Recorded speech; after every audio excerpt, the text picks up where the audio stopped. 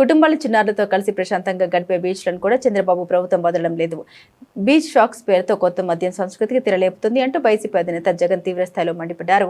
తాడేపల్లిలో నిర్వహించిన మీడియా సమావేశంలో మాట్లాడిన ఆయన కూటమి ప్రభుత్వ నిర్ణయాలు రాష్ట్ర సామాజిక వాతావరణాన్ని పూర్తిగా చెడగొట్టేలా ఉన్నాయని ఆందోళన వ్యక్తం చేశారు. బహిరంగ ప్రదేశాల్లో మద్యం విక్రయాలను ప్రోత్సహిస్తే రేపు సామాన్య కుటుంబాలు బీచ్లకు ఎలా వెళ్తాయని కూటమి సర్కారును నిలదీశారు.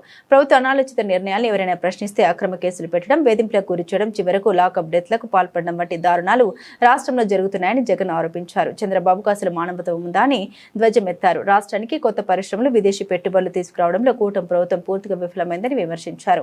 పెట్టుబడుల్ని ఆకర్షించే చేతగాని ఈ ప్రభుత్వం కేవలం అవినీతి దోపిడీ రాజకీయాలకు ప్రాధాన్యమిస్తుందని దుయ్యబట్టారు. రాష్ట్రానికి కొత్తగా విదేశీ పెట్టుబడులు రావడం లేదు, కానీ ఇక్కడ దోచుకున్న సొమ్ము మాత్రం విదేశాలకు వెళ్తుందంటూ జగన్ ఘాటు వ్యాఖ్యలు చేశారు.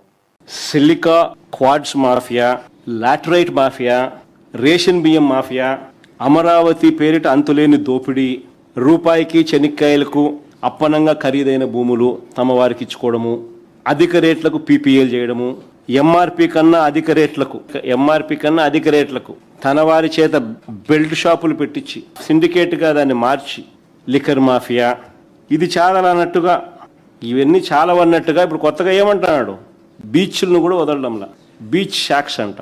ఇంతకుముందన్న కనీసము కుటుంబ సభ్యులతో పిల్లలతో కలిసి ఎవరైనా బీచ్ కన్నా పోయేవాళ్ళు. ఇప్పుడు ఆ కుటుంబ సభ్యులతో భార్య పిల్లలతో బీచ్కు పోవాలనంటే అక్కడ కనిపించేది ఏంది, బీచ్ షాక్స్.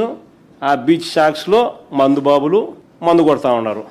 ఎవడన్నా పోగలుగుతారండి బీచ్లకు? అది అభివృద్ధి అంట. అమ్మకానికి ఆర్టీసీ పెట్టేసినాడు.